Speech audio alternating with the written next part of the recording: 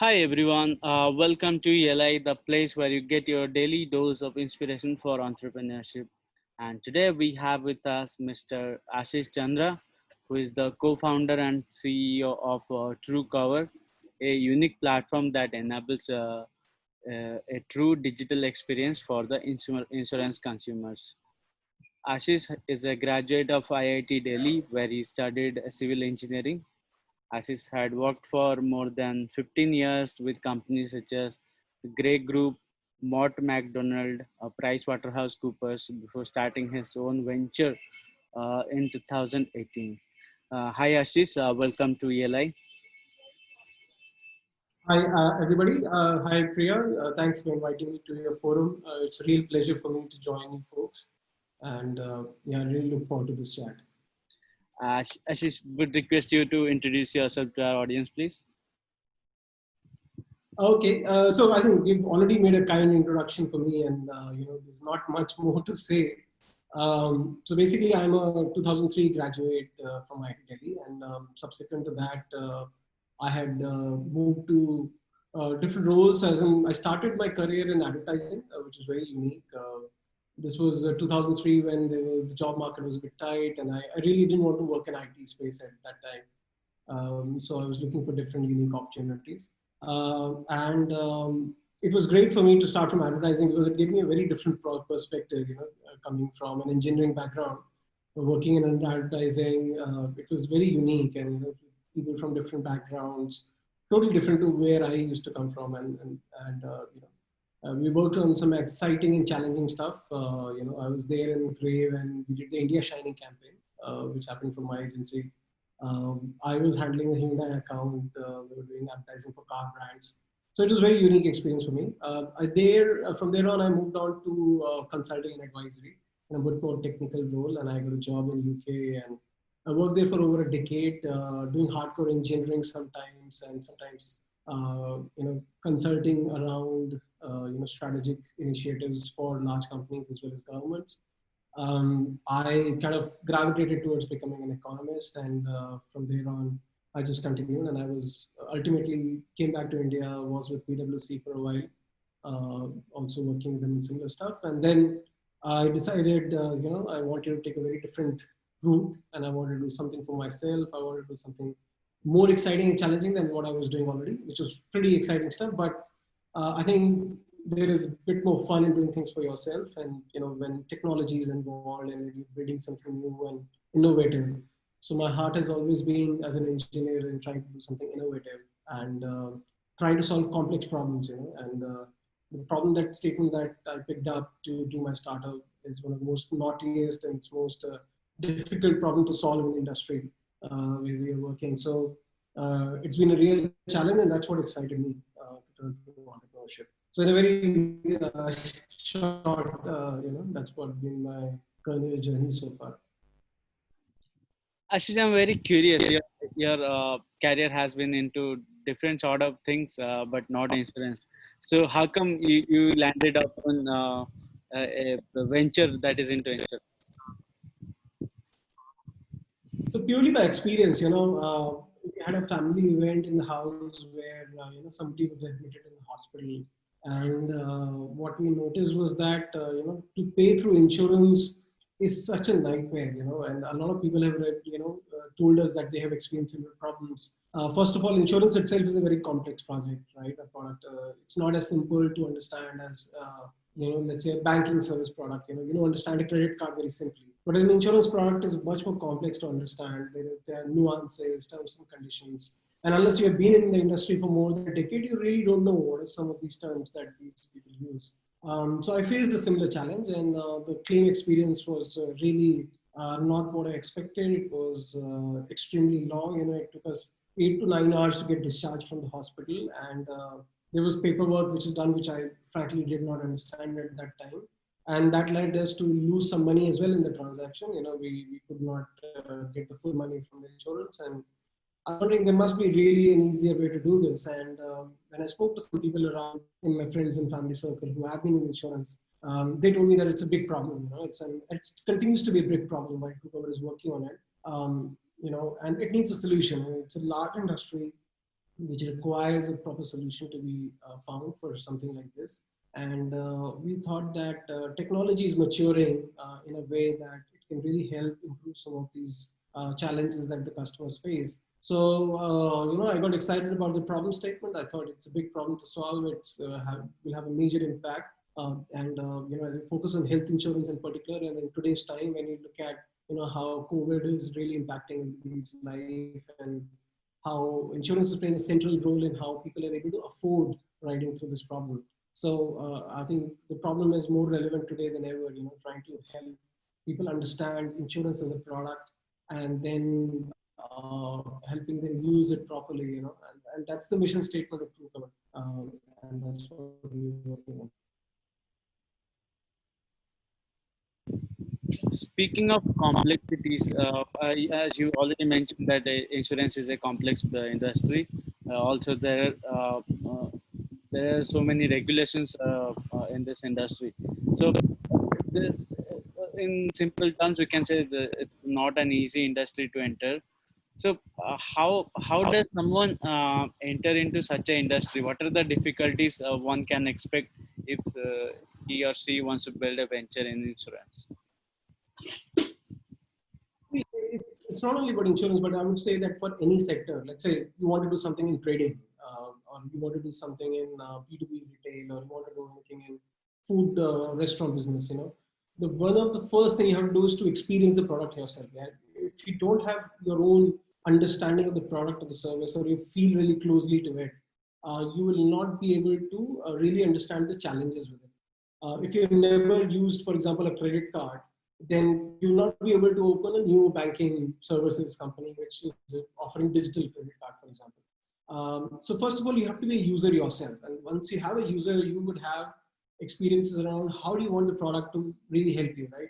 When you go to a restaurant, it's very easy. A lot of startups happen in restaurant space, largely because everybody goes to the restaurant and says, hey, I think there could be a better solution for something like this. So once you experience the product yourself, you say, okay, I want to do it differently, and I think there could be a business which can service that. So first and foremost, you have to experience the product, you have to use it, you have to understand the product, and understand what are the issues and challenges that as a customer you are facing. The second thing, you have to look at it from the industry point of view, right?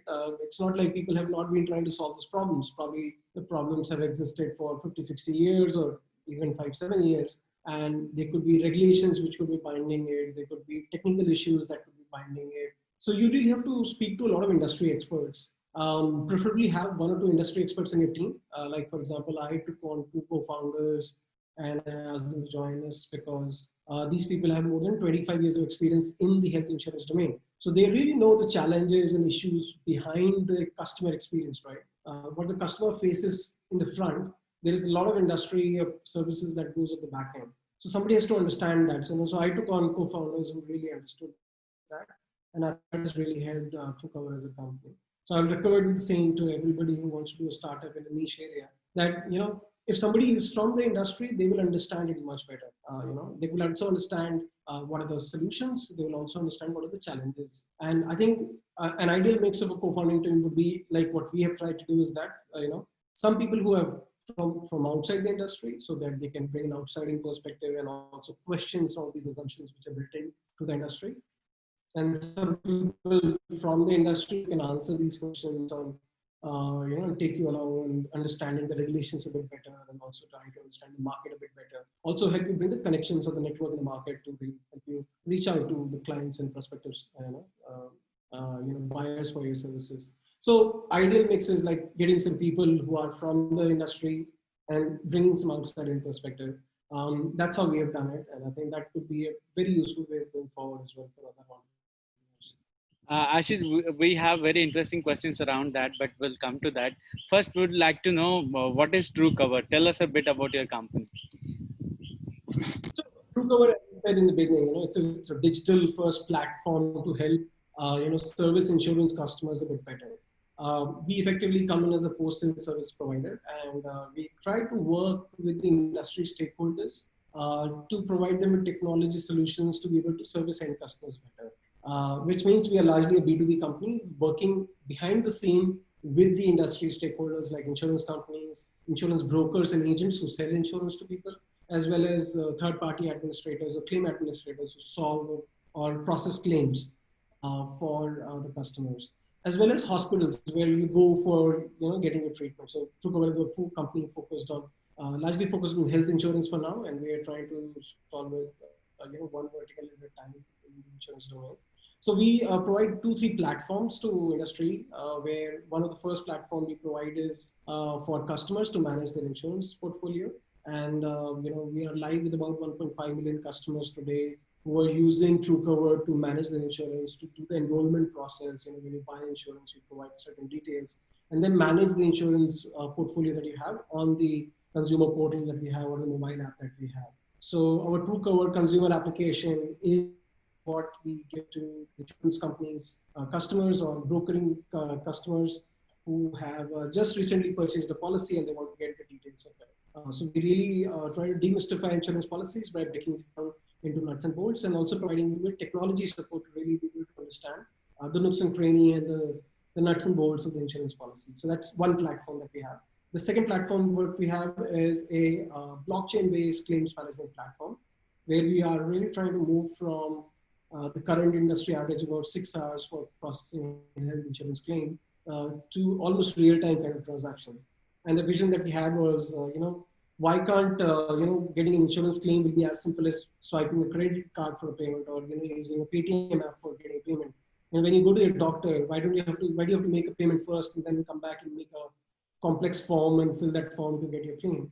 Why can't be as simple as sending an OTP and getting it done?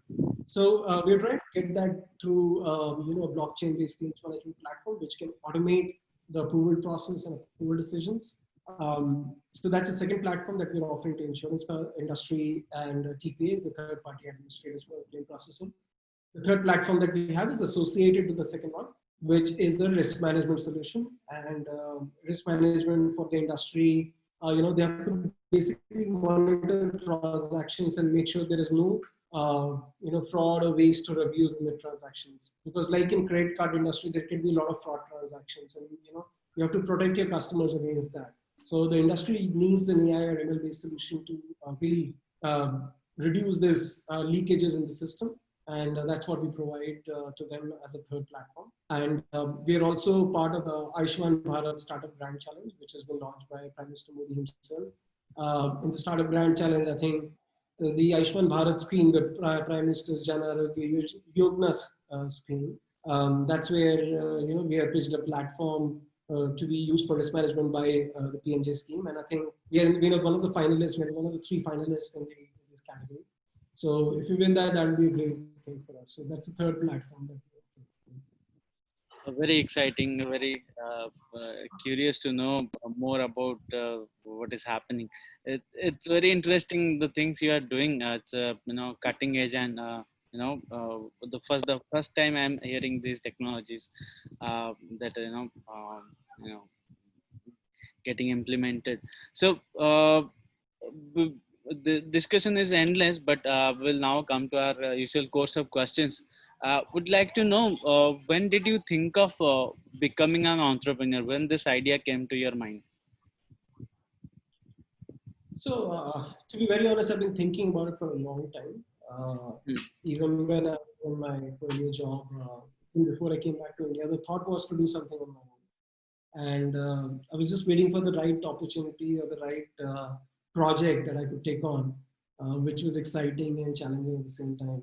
And there were a few options as well in between. I had a few offers to join some of the startups in my career, but somehow the opportunity never worked out.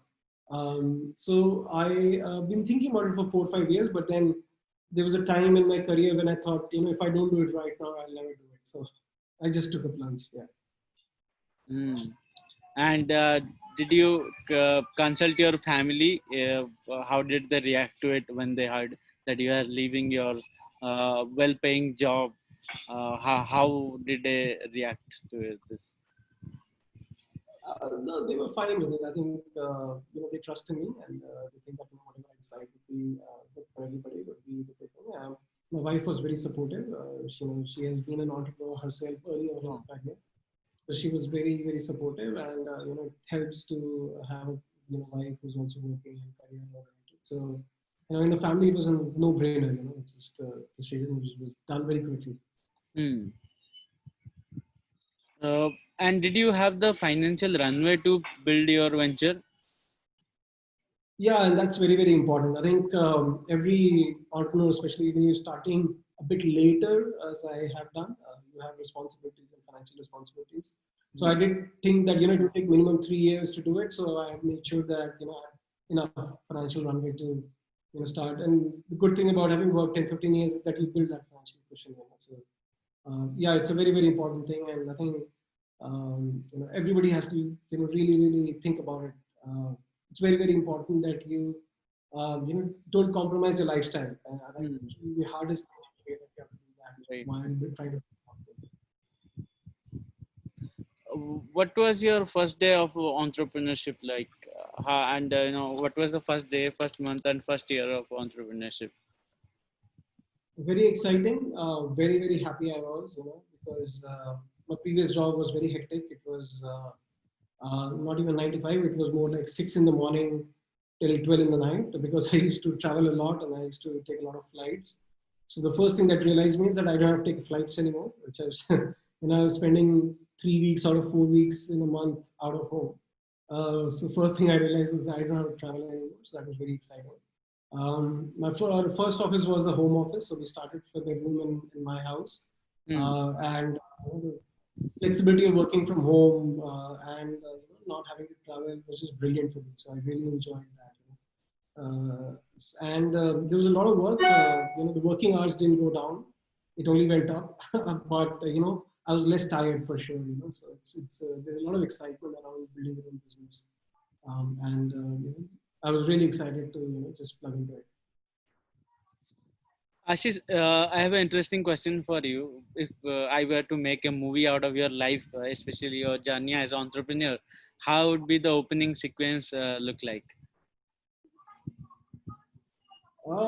It depends on the creativity of the director, right? It has to be somebody wearing shorts and just working on the laptop, sitting at home, and trying to figure out how do you go about building a company, and just making a lot of calls, making a lot of having a lot of discussions, and frantically working on the whiteboards to get the product and the services right, and building a team in parallel, inviting people to join your company, trying to raise funds at the same time. So a lot of very exciting times, and a lot of interesting meetings and a lot of interesting discussions with a lot of people, leading up to the hard and the sweat, and the moments where you as an entrepreneur, where you are always thinking and second guessing, am I doing the right thing, and so on. It's all part and parcel of it. So it's definitely it's going to be a gripping drama.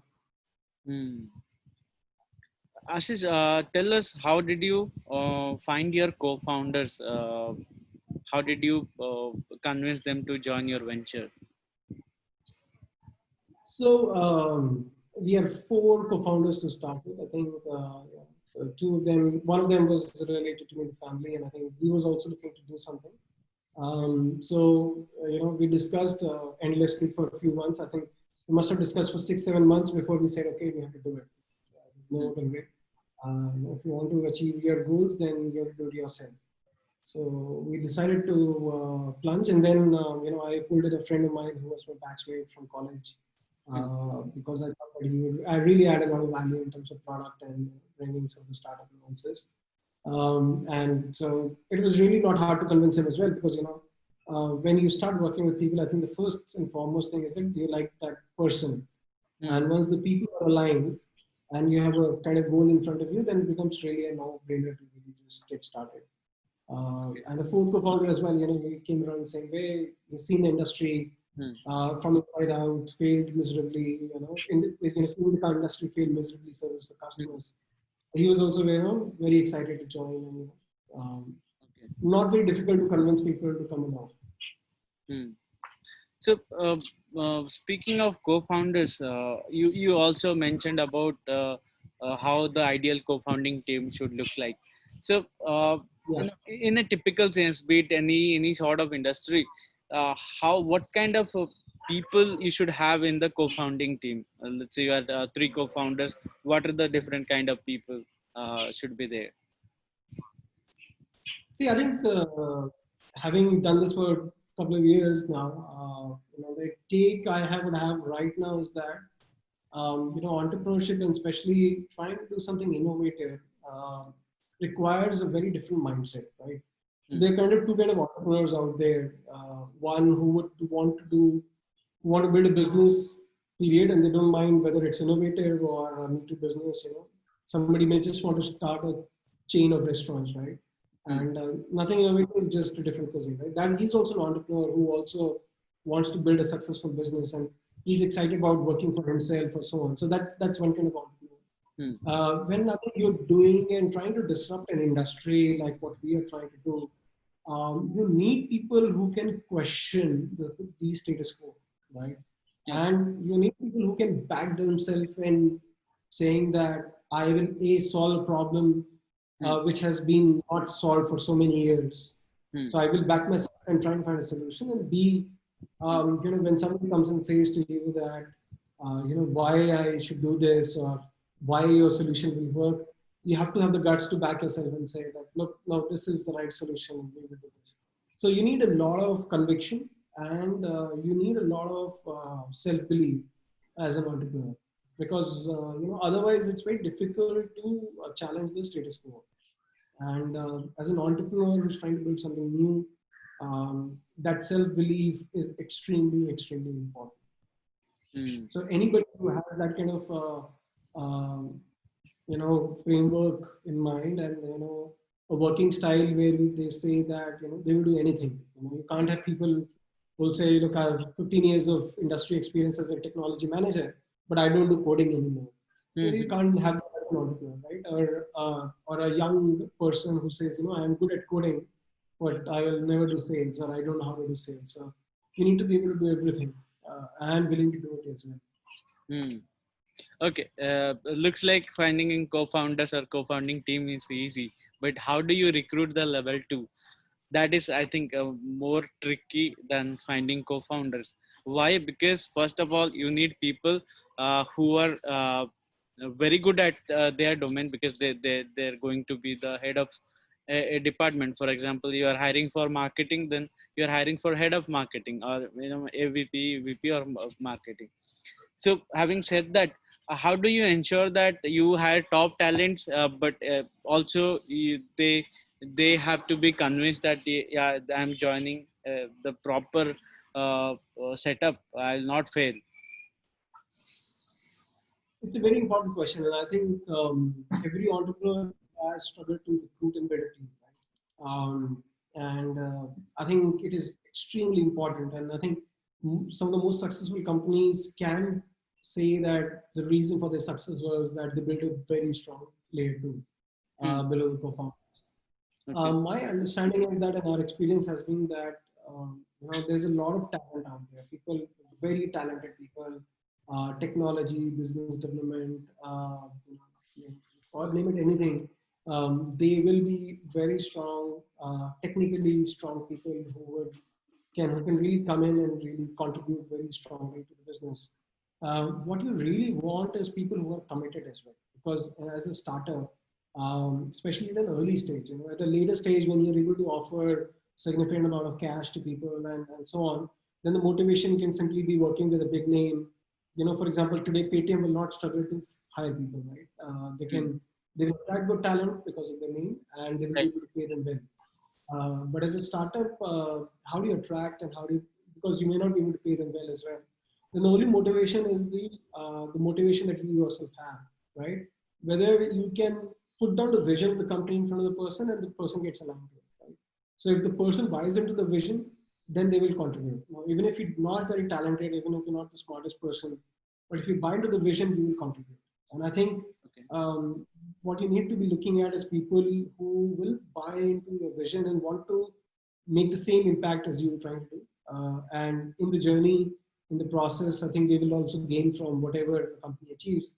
So there's no doubt of that. But first and foremost, they have to buy into the vision and understand the problem that the company is trying to solve and feel for that problem. So if you like in our domain, if you get people who don't understand insurance is okay, But once you explain the problem to them and you say, look, if you experience it yourself, how would you want to solve it? Once they get excited about that, then they will stick with us. So in our journey, as in the first employee that I hired, it's 4 o'clock. He was an intern. He's still with us after so many years because he believes in the team and he believes in the problem that we're solving, and he's excited every day because he gets to work on new things. So he's still with us. I think throughout our journey in the last 3 years, I think last almost 3 years, we have had very low attrition because we don't try to hire people by paying them higher than market price. Every time I get an interview done, I say, look, I can only offer you as much as the next person. But if you really enjoy working with us, only then you please join. Because I'll not be able to offer more than what other person is offering. So anybody who's like shopping around for higher package, I have to excuse myself and say that we'll not be able to compete. Okay. But if they believe in the vision, people do join us, and when they join us, they stick around. We have people who are very committed to our company, and that's what we love, because we love working with each other and doing what we do. Okay, Ashish, here is another question I have. Let's say I'm thinking from a candidate's point of view. I'm a candidate. I have option to join either Google or some big company, and I have option to join a startup. So what would be my motivation to join? Because the salary is same, the risk is on a higher side if I join a startup. So what should be my motivation apart from the vision and the projected growth? It's really depending on the individuals. I've seen a very close friend of mine recently joined Google, and he was a startup founder earlier. He grew his company to an extent. He sold his company, worked for that company for a year, and then went and joined Google. And I've also seen people who have left Google to work for startups. I think the idea is the same. It depends on the stage of the journey that you're on, the stage where you are, and what you want to really achieve in your life. I'll go back to the problem statement. You have to really enjoy the problem statement. Working for a large company can also be exciting if you're working on a very interesting project within that company, right? I joined one of the largest engineering companies when I left advertising, and what really excited me about that team was that in a team of 40 people, there were some 30 nationalities which were there, right? And we were all working on some very cutting edge technology, trying to build, these mathematical models of, solving complex problems. And, I left my advertising job for that because, I said, look, this is exciting, what we're going to be doing. So it doesn't really matter, and then I left that company to join a very small company, with about 300 people, which was a boutique firm, but with a brand name which was global, So I was able to work across the world working on a small firm. And I was excited about that challenge, So, it really matters to everybody what excites them in the opportunity that they're going to have. It's not only about the pay package. You make money, that's not an issue. People should be excited about what is the work and whether that work excites them and whether they see that work will fit into their career journey at that particular moment. Maybe somebody's looking for financial security, then they will say, look, let's work for Google for a few years and maybe I'll come back to do a startup later. Or maybe they say that, look, no, this is the right time for me and I don't want to work for a big organization. But it depends, within that big organization, if you're working for a small team which is doing exciting stuff, then go for it. Okay. It really depends on people. But what I feel is, it has to be on at par with the other side of the story. So, if a startup is not offering in terms of salary, then there has to be equity, ESOP, or something else to compensate that the higher risk the candidate is taking, or Absolutely. But my take on this, Premanjan, is very simple. If you do great work, money will come, right? So if you're excited about your job, money cannot be a driving force. So I personally believe that, let's say people who work in NASA, right? Their salary is not great. People of their caliber can go to a bank and become a trader and earn 20 times what they're earning at NASA. but they work for NASA because they're excited about the problem that they're solving. Okay, Okay. and this is I've seen throughout my career that Mm, people are never motivated by money. mm, At the end of the day, people are motivated by the quality of the work. Because if somebody is motivated by money, then they will keep on shopping around, and they mm. will keep jumping one company to True. company. They will never be happy. What really matters, I've seen when companies do well and people do well, is when somebody sticks around in a company for 4 or 5 years, delivers consistent performance, and then the growth of the person will be very high. Either the company will compensate for the growth by paying very well in ESOP or cash, Okay. or they will find a lucrative offer anywhere else because they would have built a profile for themselves and doing well. So what really matters is the work, right? Mm. Money, I'm pretty sure it always takes care of itself. If not today, then tomorrow. But if you do good work, if you do good quality work, and if you're excited about the work, that's rewarding in itself. So money is important. I'm not saying it's not important. I'm saying do your job, money will come. So true. So true. Ashish, I think we are almost up with time. I have very few questions. I think another 3 or 4 questions. You can just shortly answer all of them. Like to ask, what is your vision with TrueCover? See, we are trying to disrupt an industry which has been struggling to service its customers. And industry as of now is growing at 20%. So we see that the customers are demanding better and better experience. The companies are trying to help. The industry is trying to move forward with that. And we are going to play a pivotal role in getting technology adopted by the industry. We're already doing fairly well in terms of number of clients that we have, number of transactions that we're handling. What we want to do is to establish ourselves in the industry and say, these are the people who help transform the customer experience. And that's my vision. Uh, Ashish, I have a question for you that may take some more time than issue. Would you like to take it? Would like to know what are the challenges you faced along the way while building the venture? Yeah, we can write a book on that topic. But in a very short, I think, the challenges are the same.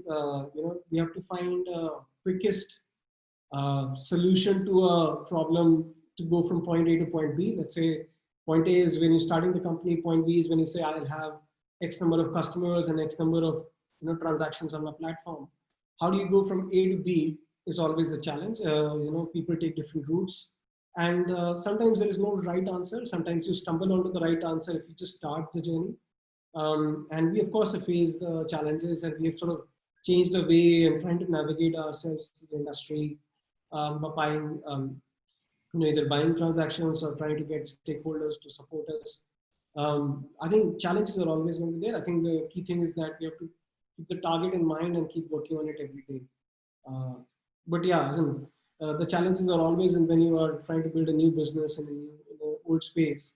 The challenge will always be in convincing people that what you're doing is right, and you have to build that brick by brick by first building a demo, building a solution, showing that it works, establishing yourself, getting the first client, then getting the second client, and so on. You just have to work one day at a time on solving these challenges.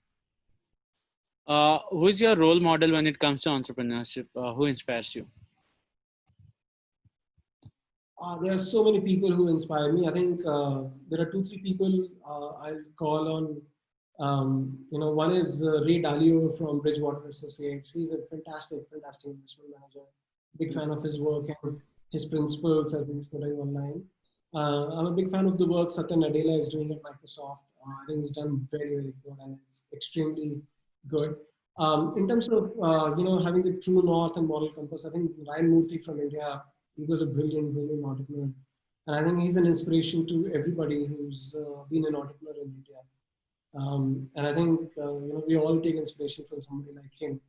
I've seen him speak in public in some of the events, and he's even more impressive than his records because of his clarity of thoughts. So to keep a very short list, I think these are 3 people I follow very closely.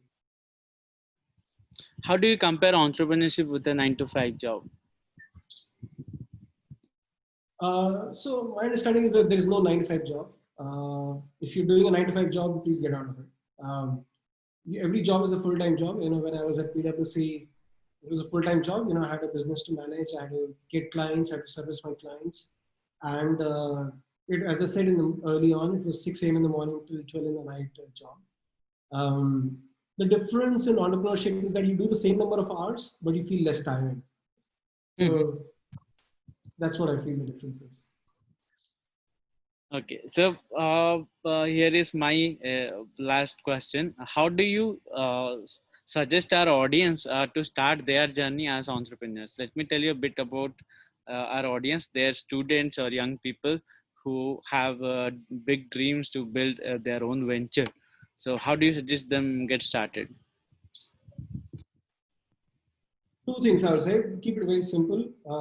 Identify a problem that excites you and just get going with it. Because once you start building a venture, then that's when you realize what is required. Sometimes, you can have the perfect understanding of the business plan, but as soon as you enter into the market, your business plan can go out of the window, right? So one thing is that identify a problem that is exciting for you, and you think it has either a big impact, solves a big problem for the market, or it's a big money business, or whatever it inspires you.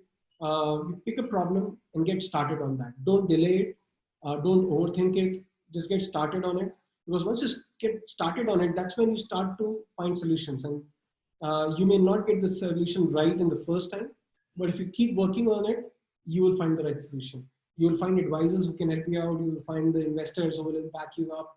You'll find a team who will support you. But keep working on a problem.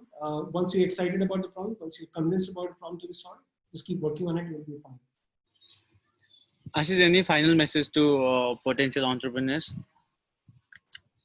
It's an exciting space. I would love it if a lot of more people in our country become entrepreneurs, because entrepreneurship is exciting. It is tough, but it is also very remunerative if you do well. It also creates jobs for a lot of other people. I think the country needs a lot more entrepreneurs today, and the ecosystem is very supportive right now, as opposed to 10 years ago when I left college. Hardly anybody from my batch thought about starting up. Everybody from my batch is now becoming an entrepreneur. But the environment was very different. We had never heard of VCs and so on. Now the market is so different. There's so much support. There's so much information out there. I think, and there's still a lot of problems to be solved in the country. Right? There's a lot of things to be done. We have to really do a lot more work as a country to improve our manufacturing, our services, our innovation pipeline, our research, education. So there's a lot of space to do a lot of stuff, and there's a lot of support for it. So don't think twice. Just find a problem that excites you. Just get going. Okay. Well, it was a pleasure to host you here at ELI. I think our audience would have got lifetime lessons from this video. Thanks for your time, Ashish, and our best wishes for Truecover. Thank you so much for inviting me, Priyaranjan. It was really nice speaking with you, and I wish you the best, and I wish all your viewers and all the budding entrepreneurs the best in the future journeys. Thank you so much.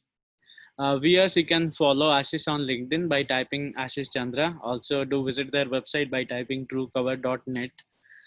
So whom do you want to have here at ELI for next episode? Do let me know in comments below. We'll be back before you know it. Stay tuned to Entrepreneur Lounge of India.